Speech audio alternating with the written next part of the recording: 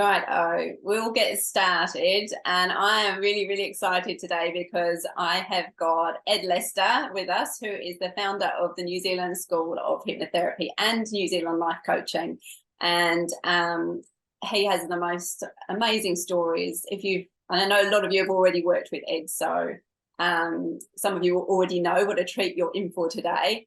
Others of you meeting him for the first time, and well, you're in for a treat. So welcome, Ed. Thank you so much for joining me. I'm really, really excited to dig into your story a wee bit today. Hi, Sara. No, it's great to be here. We've planned nothing, which is good. Yeah, brilliant. So I don't know what we're going to be talking about. No, we don't know. He doesn't know what I'm going to ask him or how it's going to go. So we're just going to dig underneath the man that is Ed Lester and find out a little bit about what happened, how you came to hypnotherapy, and your story so far. So if you want to just tell us a little bit about that first kind of door that opened into hypnotherapy and that first moment where you thought, this is what I'd really love to do. Yeah. So yeah, I mean, I came into hypnotherapy as a profession very, very early. I mean, I haven't worked, but I did for many, many, many years because I came into it so early. I stumbled upon a hypnotherapist when I was 15 years old. So I left school when I was 15. School didn't work for me, as you might know. I'm really very ADD. I don't like, my mind wanders off all over the place. I think a lot of hypnotherapists and a lot of people, a lot of business owners, a lot of entrepreneurs are very ADD. And so you'll start talking about one thing, your mind wanders off, not paying attention. You're actually paying attention in the best way you possibly can. But at school, I would often be sitting, thinking about a million different things. And next thing I'd know, a blackboard wiper would hit me on the head because the teacher had been shouting at me. I didn't even realize. And yeah, traditional school learning wasn't a thing for me at all. I just didn't do well. It turns out I'm a reasonably intelligent person, and I've done okay in life, just not in the traditional sense. And so yeah, 15 years old, I'd left school, and I think the universe just kind of pushed me in this direction because one day I was off in town with some friends of mine, and we were just messing about, lost really, and stumbled upon a hypnotherapist's office, which was really strange. I grew up in a small town called Swindon in England, and we didn't have a McDonald's in our town at that point, but we did have a hypnotherapist office for some reason. That was back in 1985, and yeah, just found this office and I was just intrigued. It just felt like one of those moments in life, like, that's interesting, there's something about this. I don't know what this is all about. And anyway, yeah, I kind of paused. I was quite interested. And my friends were daring me because they thought this was hilarious. Like the hypnosis guy on TV who makes people do crazy things. They thought, one of us should go and knock on the door and run away or something. And I was like, well, I'll go and knock on the door, which I did.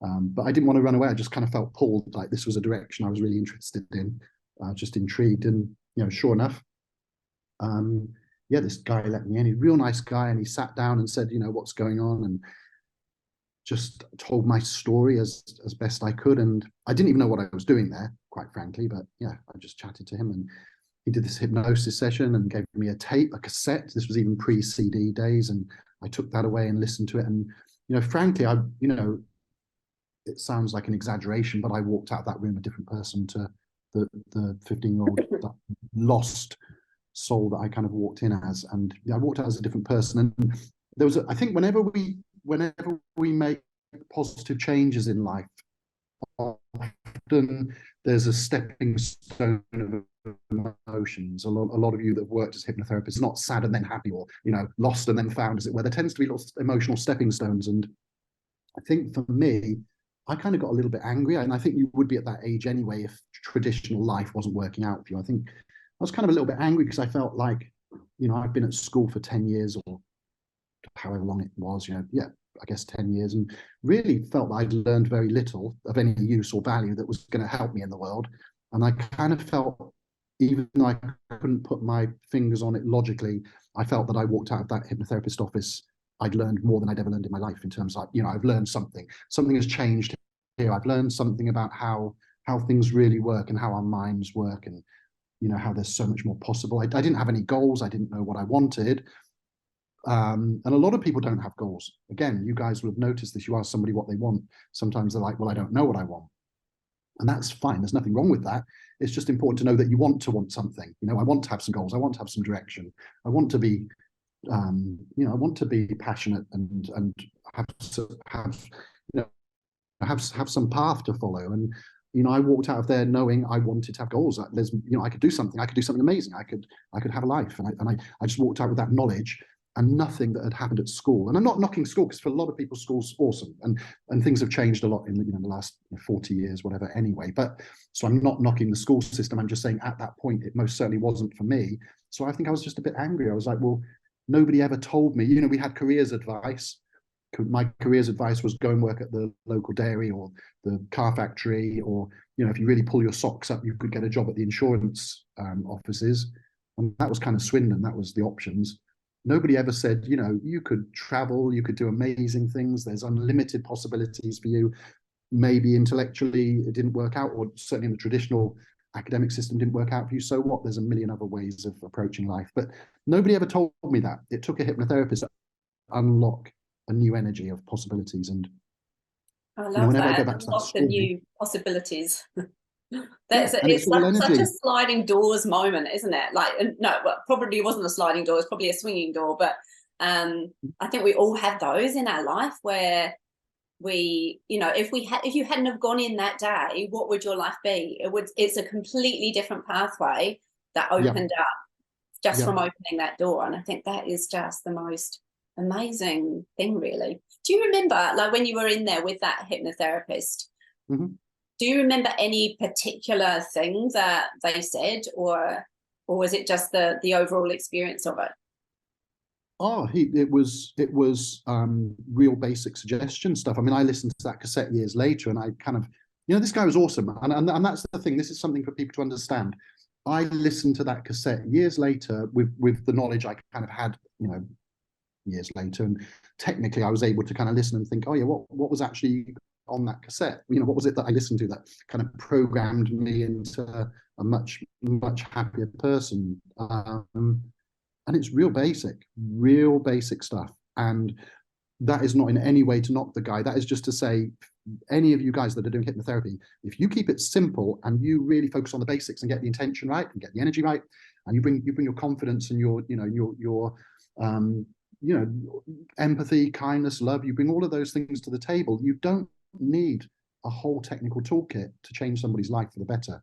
Real basic stuff. Ego strengthening type approaches every day, stuff that I understand now, that every day you're going to feel a bit more confident, and every day you're going to feel a bit more calm, every day you're going to feel a bit more clear on your direction, and just that kind of language, which is solely against all of the programming that we tend to have otherwise, which is doubting ourselves and, am I worthy of this? Can I achieve this? Is this possible? This is going to be really hard, It's almost the antidote to it, isn't it? Absolutely, 100%. 100%. And if you could put it in a bottle and sell it, hypnotherapy is pretty mainstream nowadays. Like, it really is. People might still say it's not. Yeah, it is. Anyone I've met who is really successful in business, in sport, in the arts, they've used hypnotherapy. They know about it. There's no doubt it's an edge that people go for. Maybe not mainstream hypnotherapy, maybe NLP, maybe some kind of coaching with subconscious elements to it. But what we think of as hypnotherapy, that used to be, a lot of people would say, I've never heard of that. I don't know anything about it. Nowadays, anybody who's really successful and doing really well, I can guarantee you, they have played with this one way or another. Even if it's just whether they know Tony what Robbins. they're doing or they're not, it's often kind of just inherent. And then when you talk to them, and I was lucky enough to meet Kieran Reid a few years ago, and I was talking to him about sports psychology and how they, in the All Blacks, use different mindsets. And I was like, well, you're using hypnotherapy. And he was like, well, I suppose I am. And it was just really, really interesting how they programmed their minds to have that wonderful moment of going out on the pitch and clicking in, I'm an All Black. And I remember like getting these Hmm. kind of chills through my body, where he was like, it was almost like, he said, I was almost like I was talking to 7-year-old me, and I was telling him I'm an All Black. And this like lovely feeling of, we made it, we did it, I'm an All Black. It was really, really Yeah, cool. absolutely.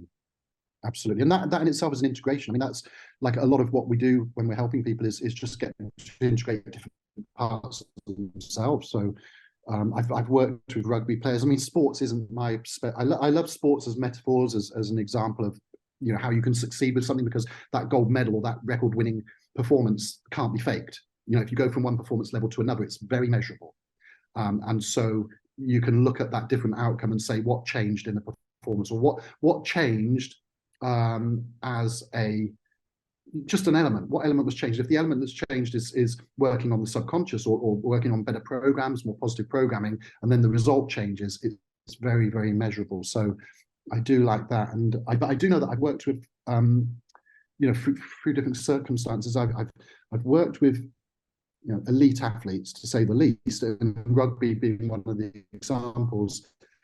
And one of the big issues that comes up is the difference between the persona of the successful professional, you know, be it an All Black or what have you, versus the person they still believe they are deep down from childhood and their upbringing, and how those two things are not always integrated. And it's very difficult to put together this godlike, you know, I'm sorry, but, you know, the All Blacks, this godlike persona as people see them, versus the timid, shy, unhappy, troubled 15-year-old that's still living inside of them. And sometimes just that kind of integration work can be absolutely magical.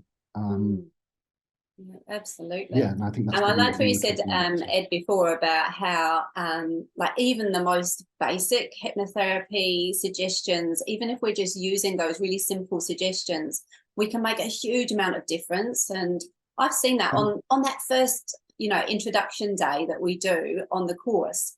We have people who have come in who have never done any hypnotherapy before, often.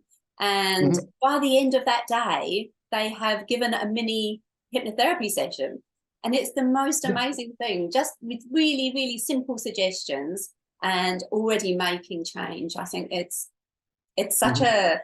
a affirming thing to be able to make change for yourself, but, you know, for other people on that first day. How cool.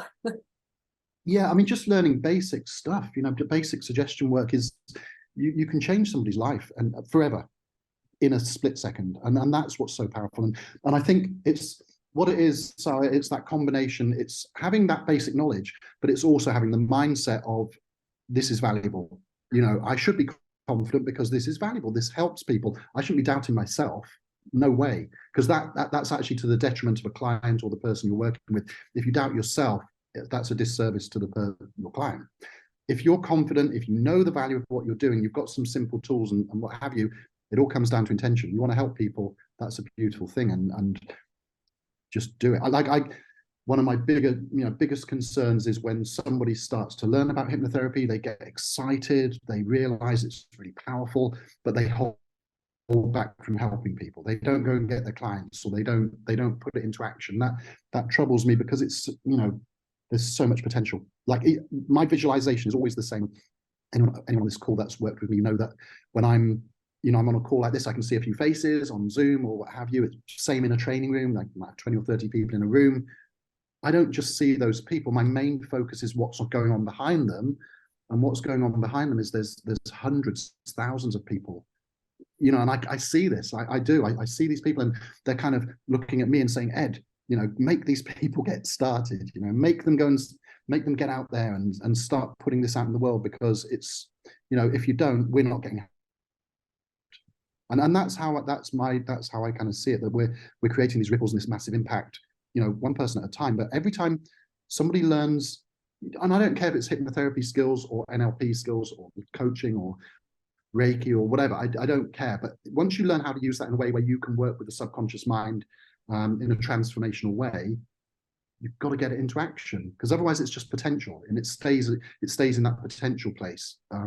We want to get it out into the world, so actually making a difference. And when someone goes out with a bit of confidence and good intentions and starts actually using hypnotherapy It's cutting out a little bit there. Oh, okay. I was very, very lucky. My mum was always very positive with me. So if I was having a bad day, my mum would say something like, "Oh, don't worry, Ed, even when things seem really bad or difficult, there'll always be a better day. There'll always be a better day. Someone's always there to help you. Something will come along. There will always be a better day. So don't ever worry." That is a hypnotic suggestion. Like, she never would have thought of it that way, whatever, just her natural language. But so much of hypnotherapy that people think is an unusual event or something different or mysterious, it's actually so natural. When you say to someone, "Hey, don't worry, if you ever feel down, don't worry, because there'll always be a better time. Something better will always come along. There'll always be someone out there that will help you, or some event will transpire and things will be better, things will be brighter. Okay, you'll be happier. Someone will come and say some kind words." That kind of language is very hypnotic. And when you understand that, that is not, like I say, I was left, a lot of people had very difficult situations, and you'll get this with clients, and you realize, wow, they've never had anybody to give them this positive language. They've never, no doubt. Above all else, it's a way of changing that language that is installed inside of us, not just words, feelings, energy, the pictures we make inside of our minds. When we wake up in the morning and think, yeah, today's going to be a good day, or every day's getting better and I'm seeing more possibilities, I'm feeling good about myself. When you start having those visceral reactions to the language that you're telling yourself, that's so powerful. And sometimes it just takes a hypnotherapist to come along and put those language patterns in for somebody. Yeah, absolutely. I think as well, you're talking about the ripple effect, and I love that kind of image of, when you've got 20 people in the room and each of them is, going to be going out there and having this effect on maybe, hundreds or thousands of people through their life. It's a lovely kind of feeling of being able to influence the world in such a positive way. Can you just tell us a little bit about when you started the school? And I guess it was that wanting to spread the idea that you had found so useful. But yeah, I don't think I've ever heard this story. Sure, I might just come back to that in 1 second, Sara, because I just thought something that is pretty interesting. Around that time, actually, when we did start the school off, I'd had first moved to New Zealand, because I ran a school over in England with Sean Brookhouse. I did a lot of training over there. But I had this break, and I saw this client one day. I remember him. He's a guy, lived on the West Coast, real nice guy, real Kiwi guy. Had never done any hypnotherapy, anything like, never tried anything like that. Wanted to stop smoking. Now, I probably worked with thousands of stop smoking clients. It was one of the big kind of demand areas over the years. It's all vaping now, which I don't understand at all, so I can't really comment. But it was always smoking, stop smoking, quit smoking. So this guy was, kind of my classic quit smoking client, in terms of this was all new to him. Anyway, cut a long story short, he enjoyed it. He got a lot from it. I could tell. Transformational experience. Okay, but here's what's really interesting. I had a phone call from his mum, who had convinced him to come along in the first place, and he was probably 40 odd, had young kids and stuff, and wasn't enjoying his work.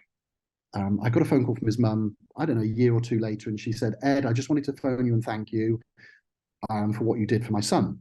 And I was like, "Okay, great. How is he?" She said, "He's doing great. He was smoking lots of weed. He's given up smoking weed. He's got a different job. He's loving his job. He's got a responsibility. He's coaching other people. He's managing other people and lots of youngsters, and he really enjoys that. He's an electrician or something like that." And she said his family life is transformed. He's now a present parent. Him and his wife are getting on better with his kids. He's very present. He's with them. He spends time with them every day. He's a different person. Okay. And I said, "That's awesome." And he's having an influence on his other members of his family. That ripples thing. He's out there. He's making a difference. So he's just a different person. I said, "Great. Did he quit smoking?" And she said, "That's not important. That doesn't matter." Clearly, he didn't quit smoking. It was never about quitting smoking. Yeah, people do quit smoking. Hypnotherapy is incredibly effective.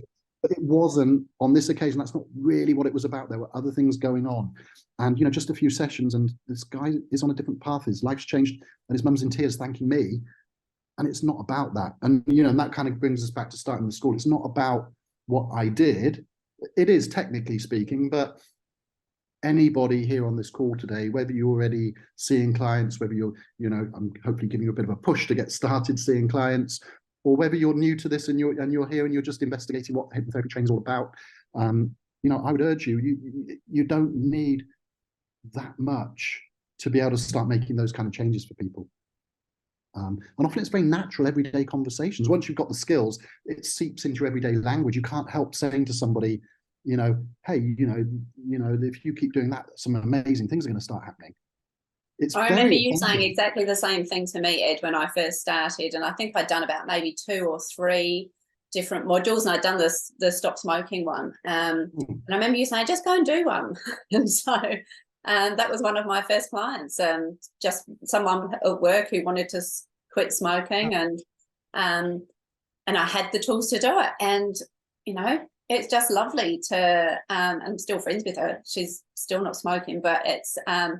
Again, it wasn't just about the smoking, it's about all of these lovely other things that you can, the ego strengthening, the, allowing them to become a better version of themselves because they want to, because they've got that opportunity. It's so cool. So thank you for that as well. Yeah, stop smoking, quit smoking work was very rarely about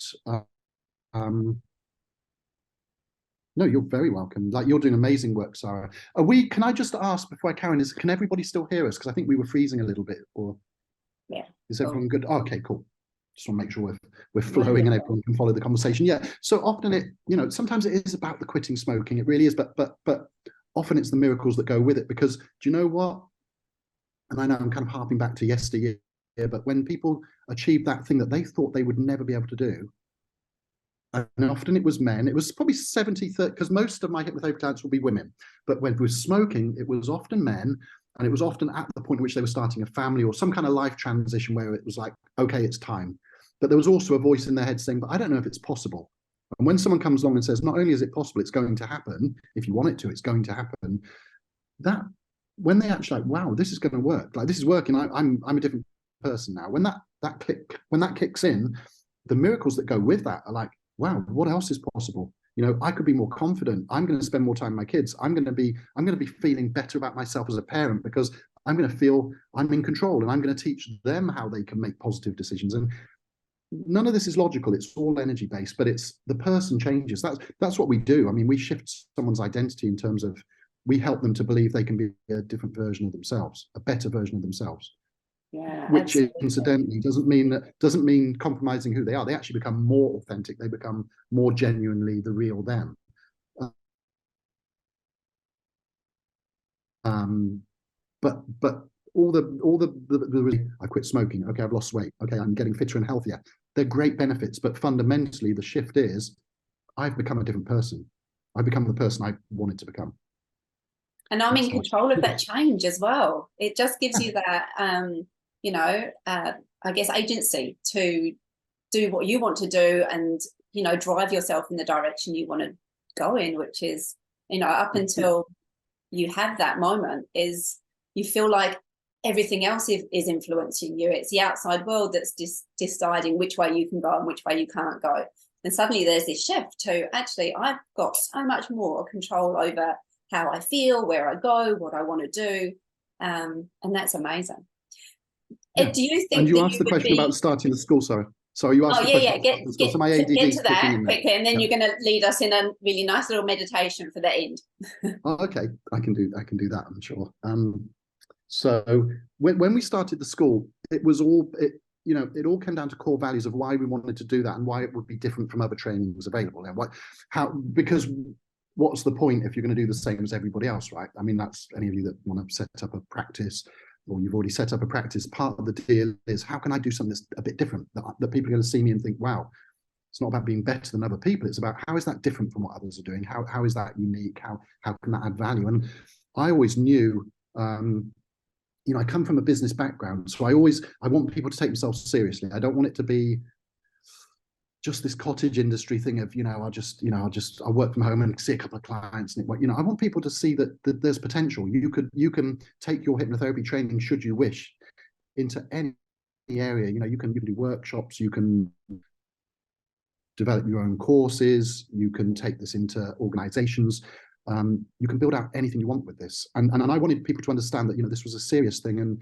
we'll teach you the skills, we'll teach you the mindset, the techniques, therapy models, but we really want people doing things with it. We want this to be not just an academic exercise. So a lot of people come into hypnotherapy training because they want to really become the best version of themselves. They want to become more confident, more successful, etc. And sort themselves out, as it were. And that is great. There's nothing wrong with that. That's awesome. And a lot of people just love learning.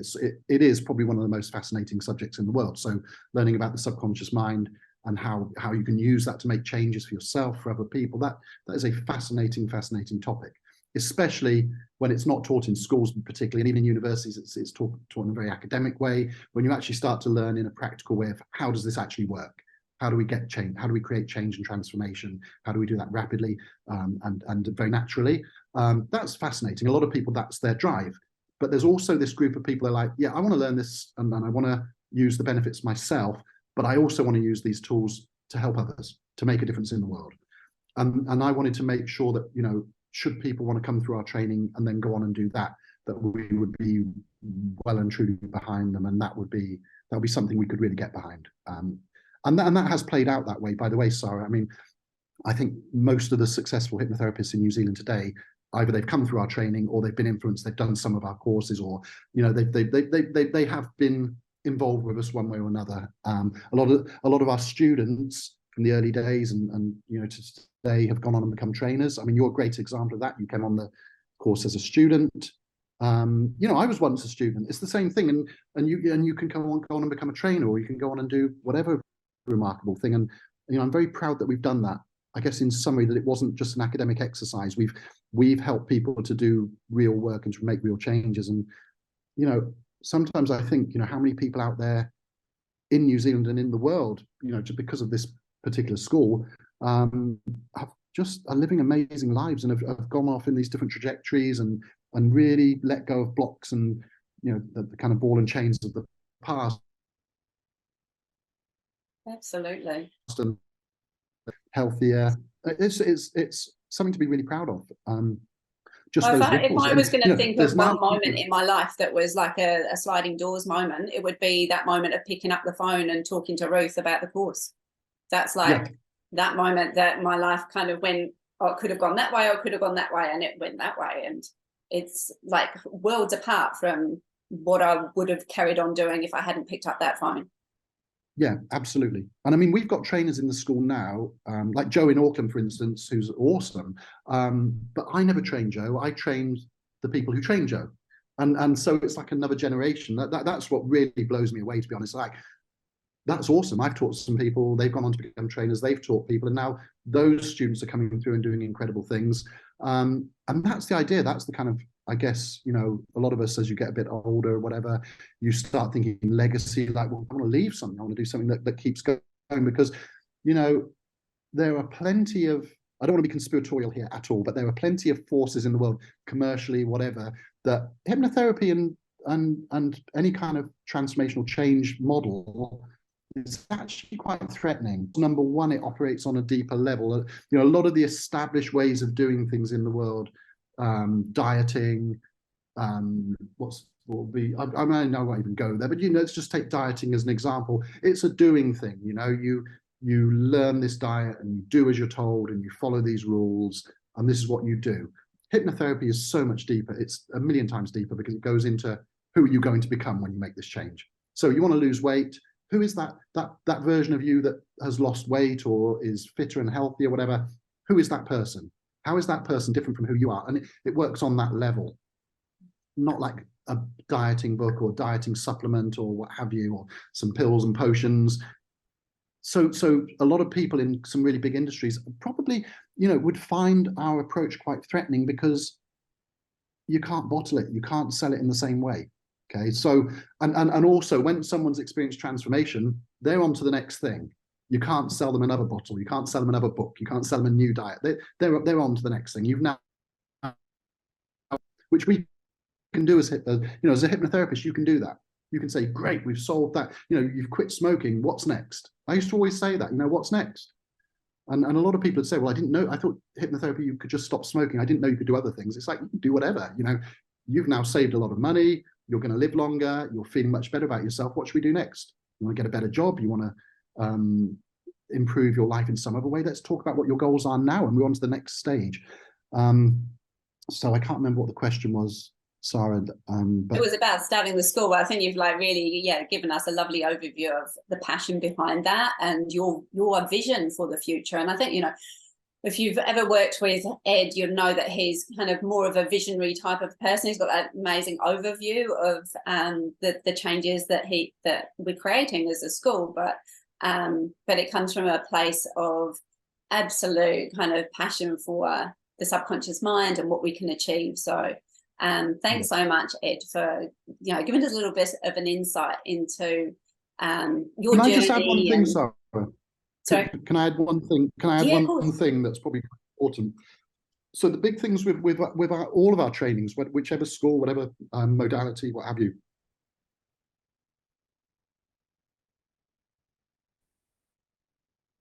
I wouldn't want to leave this call without talking to people about this. Again, if anybody that has been a student with us knows this anyway. But one of our areas of passion is the idea of source code. The idea that we're all unique in a good way. Like we've all got these gifts, and often, again, through traditional systems, we're not encouraged to utilize these gifts. They lie dormant. They get rusty. They get, like you imagine the most beautiful Ferrari. I'm not a car person, but a beautiful red Ferrari that's the most gorgeous car in the world, and it's locked away in a shed, and it's covered in mud and muck, and it's left there for decades. You could be excused from walking past that shed, looking in the window, and thinking there's some dirty old car in there. It's a rust bucket. But if you knew what you were looking for, you'd see this Ferrari and say, oh my goodness, that's a Ferrari. We just need to clean it up and shine it and maintain it. And it's still a Ferrari. And I think people are like that. We come into the world with these gifts, this uniqueness, our gift, and it gets lost somehow. And that is something that in our training schools, we're so onto. You will, and hopefully some people here are nodding because they've been through this, like you will start to find that gift inside of yourself and really bring it to the fore again, because that is what will help your clients the most. That's what's going to make the biggest transformation in the world for other people, is when they see that you're being who you are at your best, and that gives them permission to do the same. The other two things we're really big on is, the magic starts on day one. Like we come on a call like this, Sarah, we want to inspire people and actually show them you can walk away and do something that's going to make a difference today, not tomorrow or next week or next year. Don't worry about that. It's like one of those things you press the button and you're in kind of thing. And I know that with students, they'll say, oh, I'm not starting my training for 6 months. It's like, no, you're starting now. Once you've made the leap, we don't want it to go cold. We don't want you to sit around and wait. We want impact and we want change immediately. And then the other thing is making it real. Again, we don't do role playing. We don't do that. The idea is not to role play. The idea is, when you're working with a fellow student, you might not be doing therapy work, but you're still using hypnotherapy in a change modality. So oftentimes when I'm working with students, I'm like, okay, well, what do you want to do with your business? Or what do you want to do with attracting clients, or getting clear on what your purpose is, what your path is, where you want, what direction you want to go with this, and helping in that business sense, but it's still using those hypnotherapy, NLP, coaching. It's using those skills, but not necessarily to therapeutically do something. Although it's kind of always part of it. I think all of us, we make a positive change, we achieve a goal, something gets healed inside of us at the same time. I just kind of think that's a parallel thing.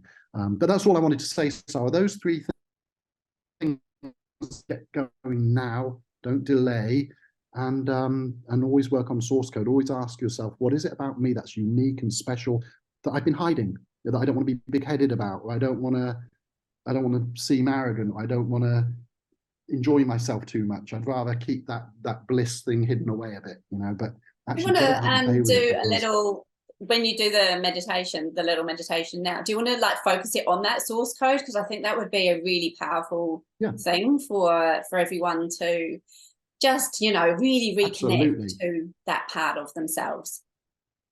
Yep, absolutely. Would that be cool? And yeah, we'll just do something very quickly. So basically, I would ask everyone here, myself included, to just close your eyes for a moment. And yeah, what I want you to do, I want you to think about this as the subconscious mind, okay? The subconscious mind, I don't want you to think about it as a thing, and I don't want you to think about it as a programming or any of that stuff. I want you to think about the subconscious mind as a place, okay? It's a place, and you go to a place. So in your mind, with your eyes closed, I want you to just go to a place, and this place that you go to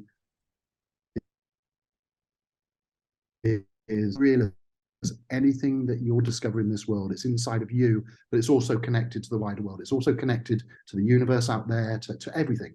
And when you go to that place, this is a place of your source code. This is a place of your uniqueness.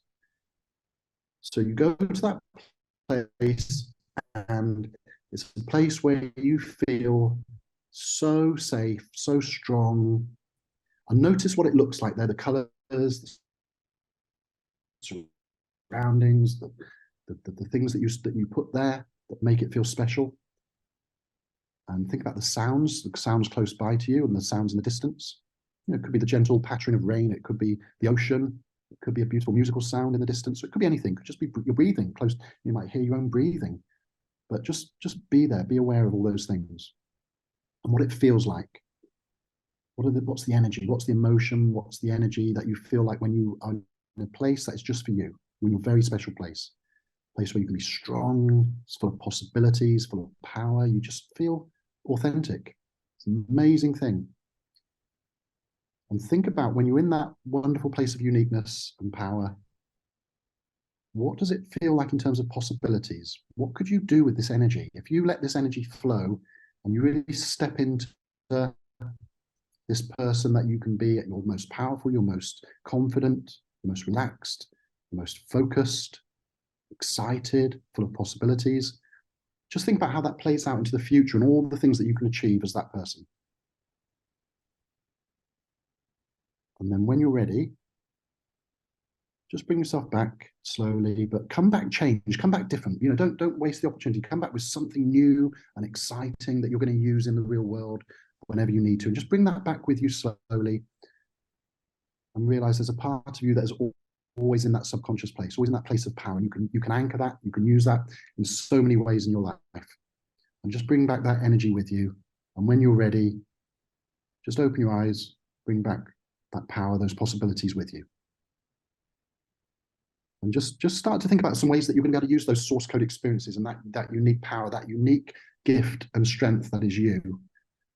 Even if you don't have the logic or the explanation to go with it, think about how you can use that energy, how you can use that part of you, that authentic part of you, to help others, to make a difference, to make decisions, to get clear, to get focused, to just, you know, just take a leap and do all the things you want to do, get excited. Okay, because you're all people of positive change. If you're on this call, if you're here, or if you're listening to this or watching a replay, whatever, you know, you're in this energy, you are an agent of positive change. There's so much you can do with this. And we're all going to do different things. We're all going to create different ripples. We're all going to do, but just start to think about what that means for you and the changes that you can make in the world.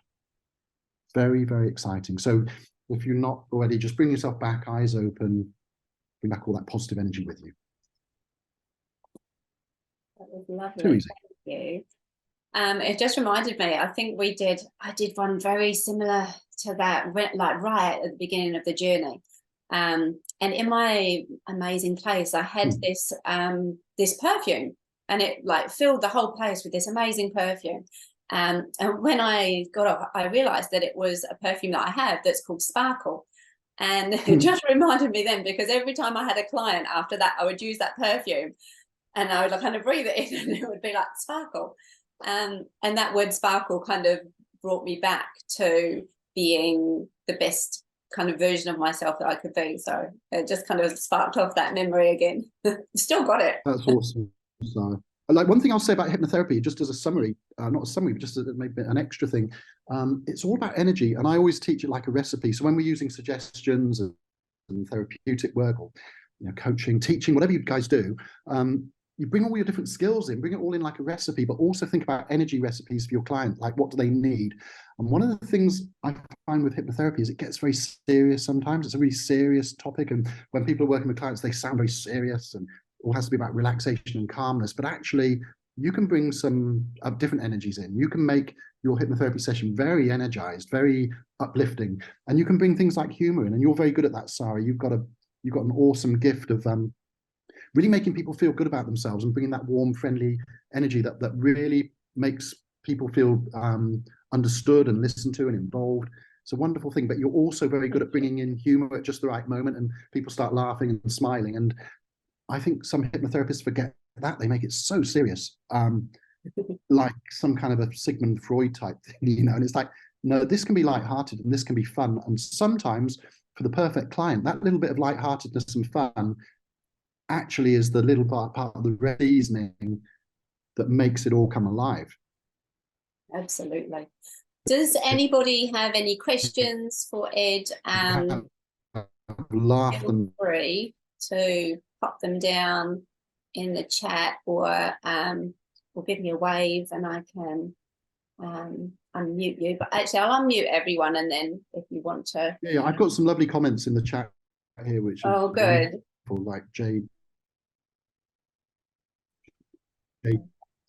Catherine. I know Catherine. Apparently, I've got a fuzzy background. It's the best I could do this morning. It's my fake office. I could change it. Okay. Who's got questions? I've got a statement if I can get in. Yeah, hello. Hi, Ray. Hi, Lee. Hey, hello. Thank you for what you said about the humor thing as well, because when I work with clients, I relax to such a state that I can only be myself, and you could call it a form of high-level winging it if you like, but I call it integrity. And I just find that when I went to supervision and things to talk about listening to people and so on, that I was holding back like it was a secret, like, oh, I wonder if my supervisor would be more unimpressed if I said that. And I didn't realize that he was trying to get me to do that, but we was using different vocabulary. And I realized that with the magic came from that for me. I don't know if that's the same for everybody, but I think for empathic people, the magic is that. And I think the other thing too is when you said to Sara about Sarah's personality, she really does have that thing, and I think I tell all clients that everything doesn't really work unless you hit it off anyway. That might be more the counseling camp. Sure, there is a relationship aspect. And I think that's that connection. So that's where I think the magic is. But for me anyway, just wanted to throw that in. And so it was nice to hear that come from your side, that was okay. Yeah. I've seen that so many times. And I, I've worked with clients. When I say clients,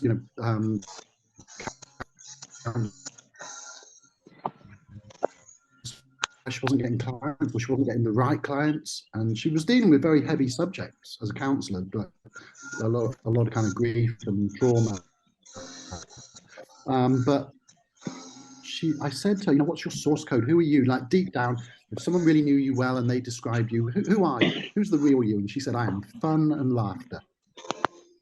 And I was looking at her website and I said, well, oops, because your website is not fun and laughter. And she laughed her head off and said, I know it's not, but you've got to be so serious with that. I was like, why? I said, when you get your breakthroughs with clients, what happens? She says, well, to be honest, I usually get them to laugh. It's when they start laughing, they're crying, laughing at the same time. I said, well, you need to get that in your marketing. You need to get it on your website because it's who you are. Otherwise, number one, you're not going to get so many. But two, you're going to get really serious, heavy clients that don't have a sense of humor. They don't appreciate a sense of humor, and they're not your clients. And she said that's exactly what's happening. She said, I don't mind some of that, but I want some fun clients, even though they've gone through bad things. They're like me. Their humor is part of who they are. I said, well, you're going to get those clients when your authentic light kind of shines in your marketing and putting yourself out there, and that's a source code moment 100%. And also there's a thing, you can't stop me talking now, that's the problem, so Sara might have to just stop me at some point, but there's a concept called the Icarus effect, or the Icarus syndrome, whatever, and the Icarus was the guy who learned to fly, which is awesome. I mean, that's source code, being able to fly is a pretty cool gift, even if it's mythological, what have you, but that was his superpower, that was his, his superhero thing. He could fly, but of course his wings were made out of feathers and wax, so he flew too close to the sun and crashed and burned. And I think we've all got to remember that with source code is often the thing that makes you powerful, the thing that is your source code, your uniqueness, can get you into trouble as well. And you just need the strategies to balance that. It doesn't mean you compromise, and it doesn't mean you hold back. It just means you know how to use it. So like, I'm ADD, I'm very proud of it. I love being ADD because it means I can have millions of ideas and visions, and I can, and I'm good at hypnosis because I can drift off. I'm the same. But, so that's my strength. But by the same token, when I was 10 or 11 years old, I walked in front of a bus and got hit by a car because I wasn't paying. I was thinking about a million other things and just walked in front of this bus, got hit by a car. I was fine as it happens. I got concussion, and my mum said I was never the same afterwards. But I learned sometimes be cool, and you need to. Never walked in front of a bus. I've never done anything like that. I'm really safety conscious for that reason. I think with my kids, I'm always getting them crossing the road carefully and teaching them about safety, because I know that they're probably going to be a bit like me, some of them, and I've got 3 kids, at least one of them's going to have that gene, and I want them to be safe. So I've learned that, and I can coach that in others. That's a really good point. It's a so kind of ADD balance, is my superpower, but also it's trouble. I have the same thing, like with my imagination. Yeah, a lot of people here, Sara, and I think there's probably daydreaming. So it's, and then that's become my job. I get to daydream for a job. Exactly. Oprah was told not to be so emotional or something. You're not going to make it in journalism if you're that emotional. I mean, it's her superpower. So you've got to be aware, and people will tell you that. Stop being so soft. You won't get anywhere in life if you're so soft. But sometimes being soft is your superpower. So you kind of balance it. Yeah. And I know a lot of people, this is probably my last kind of comment, because I know I will not stop otherwise. We're going to have to finish up soon. Out with you guys, and I'm just excited about the potential, and I want to, if one person comes back to me later on and says, Ed, you gave me the shove I needed, and I've got a client now, I've taken a leap, and I've done something like that, it would have been worth me talking a bit longer, because that's my job, is to just kind of push people in that direction a bit, whatever that means to an individual. I'm not prescriptive. It's just, if someone here feels they need a bit of a shove to get out and for that. But the thing that Ray was talking about, a lot of people who go certainly into the more therapeutic side of things come from a place of great empathy and compassion and kindness, and they really have that superpower source code gift. I don't think I need to in pain, I just want people to do it now kind of thing. So I don't have that gentle, patient kindness thing always in the same way. So it's not my superpower. Probably more with Sara, it probably is. And I know a lot of you will have that. Now, here's the thing with the Icarus effect, that can be a superpower. That can make you rich. That can be like Oprah, that her empathy and kindness and whatever. Rich, and she was the richest woman in the world at one point.